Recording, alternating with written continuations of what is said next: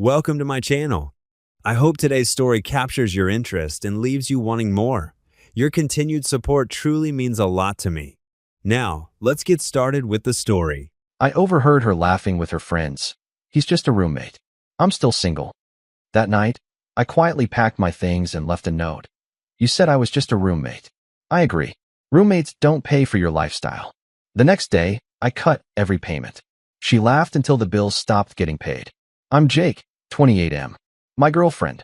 Well, I guess ex now, Lauren, 26F. We'd been together just over 3 years and living together for a little more than one. Shared apartment, shared routines, shared life. Or so I thought. This happened last Friday. Lauren had a few of her friends over after work. I got home later than usual because I stayed to finish up a project, figured I'd keep my head down, grab a beer, and let them have their girls' night. I didn't announce myself. I kicked my shoes off quietly and went to the bedroom to change. That's when I heard it. They were in the living room, laughing loud, wine glasses clinking. One of her friends asked something about us, about me, and Lauren laughed in that sharp, mean way she only used with them. Not her cute laugh. The other one. She said, clear as day, he's basically just a roommate. I'm still single. More laughter. Someone joked about free rent. Someone else said, must be nice. Lauren didn't correct them. She leaned into it. He's good for now, she added. Pays the bills. Doesn't ask questions. I stood there, frozen, staring at the stupid laundry basket like it had personally betrayed me. My chest felt weirdly calm, like something shut off instead of exploding. No anger. No shock. Just this cold clarity settling in. For context, I pay the rent, utilities, groceries, her car insurance after she fell behind, streaming services, random Amazon orders that somehow always ended up charged to my card.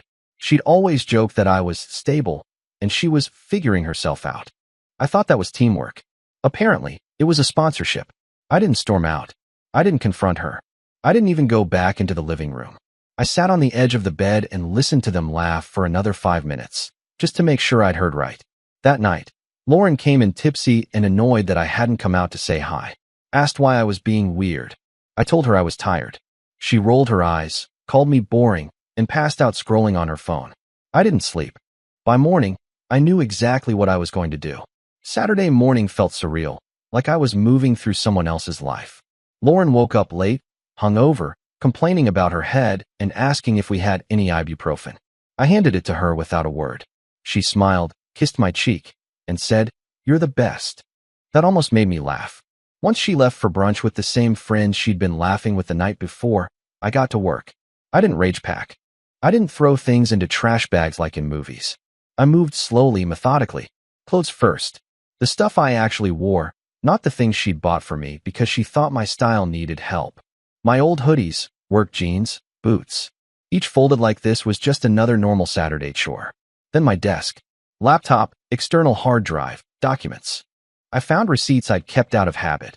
Rent confirmations, utility payments, the deposit I'd covered when we moved in because she didn't have it yet. Funny how that never came back. The apartment looked less like ours with every box. I realized most of the furniture was technically mine too, but I left it. I didn't want to take things she could argue about. I wanted clean lines. No debates.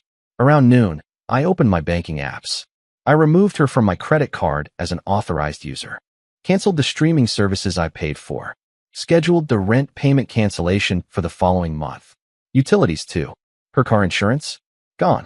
Phone bill I'd been helping with? Done. Each tap felt quiet. Final. I didn't drain accounts or do anything illegal. I just stopped pretending I was responsible for someone who told her friends she was single. I wrote the note last. I stared at the blank page longer than I expected. I didn't want to sound bitter, or dramatic, or like I was trying to win. So I kept it simple. I overheard you last night. You said I was just a roommate. I agree. Roommates don't pay for each other's lifestyles. I've moved out and canceled everything I was covering. You'll need to handle things from here. Take care.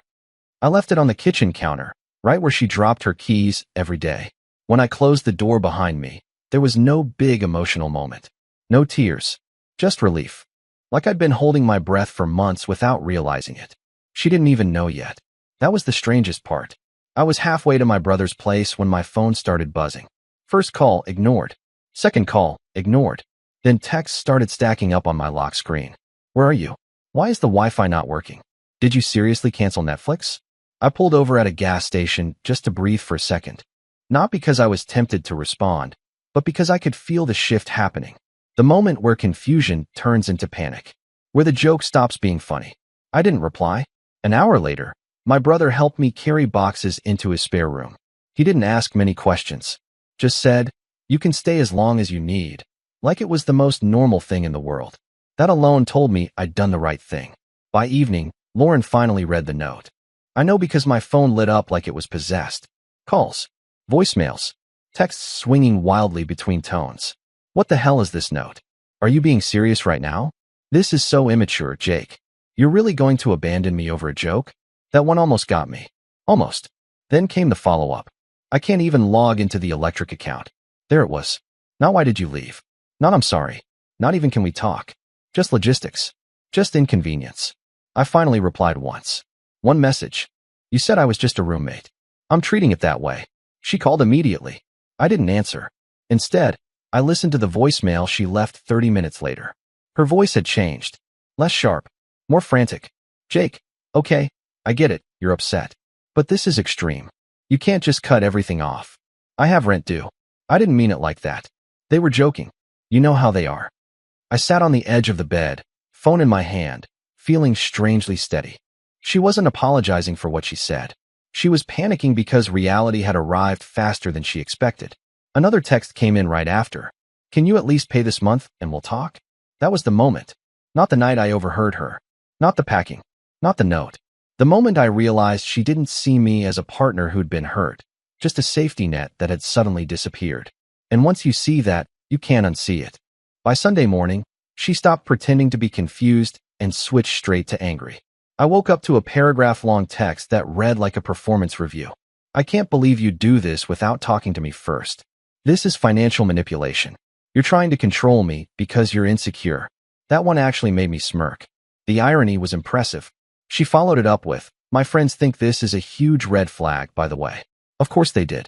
Apparently, those same friends had no issue with me being just a roommate, as long as the lights stayed on and the fridge stayed full. But the second I acted accordingly, I was the villain. Around noon, she showed up at my brother's place unannounced. I wasn't home. Thank God. My brother texted me, your ex is here. She's pissed. I asked what she said. He replied, she wants to talk like adults and also called you cheap. In the same sentence. That tracked. Later, I listened to another voicemail she left while pacing outside. Jake, this is insane. You're really going to blow up a 3-year relationship over something I said to my friends? Everyone vents. You're acting like I cheated or something. You're not innocent either, you know. You liked being needed. There it was. The rewrite. I liked paying her bills. I liked being minimized. I liked being invisible as long as I was useful. What she didn't realize was that the moment she said roommate, she'd already ended it. I just happened to hear the part she thought was private. By that evening, the tone changed again. Can you come back so we can talk face to face? This is embarrassing. Not heartbreaking. Not painful. Embarrassing. I imagined her explaining to the landlord why the rent wouldn't clear. Explaining to her friends why the roommate suddenly stopped funding brunches and Ubers and online shopping. That night, I blocked her number. Not out of spite. Out of necessity. Because I knew if I let the conversation continue, she'd try to negotiate. To guilt. To twist it into a misunderstanding where I'd somehow end up paying one more month, just to be fair. And I was done being fair to someone who never saw me as equal. Monday was the first day it really hit her. I know because she emailed me. Not texted. Not called from a friend's phone. An actual email, subject line and all, like we were coworkers instead of people who used to share a bed. Subject, we need to handle this responsibly. She wrote that the rent payment must have glitched, that the landlord had reached out, that utilities were showing past due notices, that she hadn't realized how much I was handling, and that this was all very overwhelming. Still no apology. She framed it like a group project where one person suddenly stopped pulling their weight without warning. No acknowledgement that she'd publicly demoted me to a convenience. I didn't respond. By Tuesday, mutual friends started reaching out. Mostly her side. People I'd been polite to but never close with. Hey man, Lauren's really stressed. She didn't mean it like that. You know how she jokes. Funny how everyone understood her words except me, the person they were about. One friend suggested I be the bigger person and at least cover half the rent until things settle. I asked if Lauren planned to start treating me like a boyfriend again in exchange. No reply. That afternoon, I found out she tried to reverse some of the canceled payments. She couldn't. Everything was in my name. Always had been. She just never noticed. Or never cared. The real turning point came that night when my brother showed me something on his phone. A screenshot someone had sent him. Lauren had posted on her private story, "When men can't handle jokes and decide to financially punish you instead, upside down face." That was it. No sadness. No self-reflection. Just spin. I felt something in me fully shut off then. Like the last loose thread finally snapped. I didn't feel angry anymore. I felt embarrassed for her. Because anyone watching closely could see what was really happening. The laughter stopped when the money did. The roommate joke wasn't funny without the perks. And for the first time since this started, I slept through the night. By Wednesday, the reality she'd been laughing about finally arrived. She unblocked me. I know because a text came through anyway, slipping past whatever pride she had left. "Please don't do this like this." No punctuation. No attitude. Just fear. I didn't answer. A few hours later, she tried again. I talked to the landlord.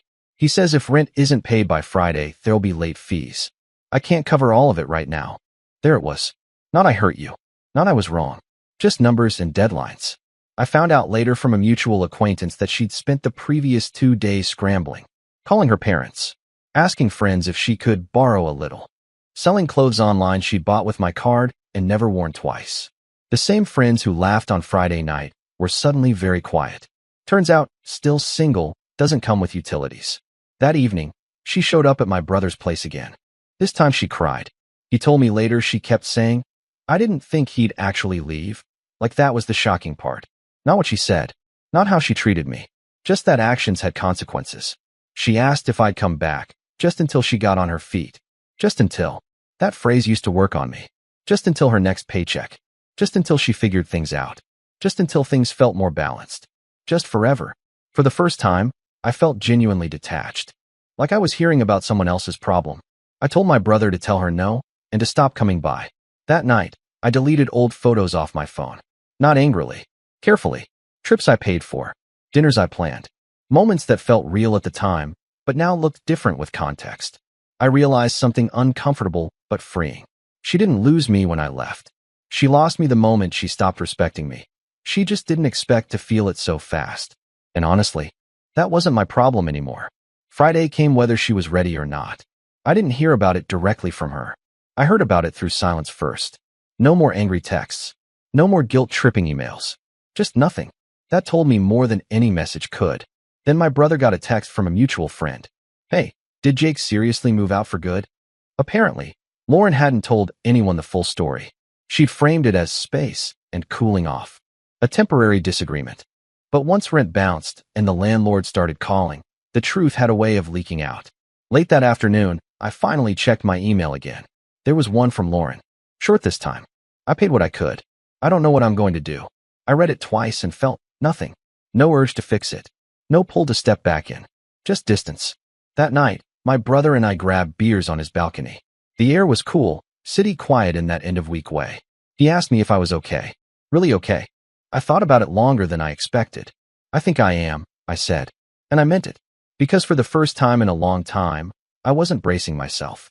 I wasn't waiting for the next expense, the next favor, the next way I'd have to prove my worth by being useful. She messaged me again around midnight. "I never thought you'd walk away like this."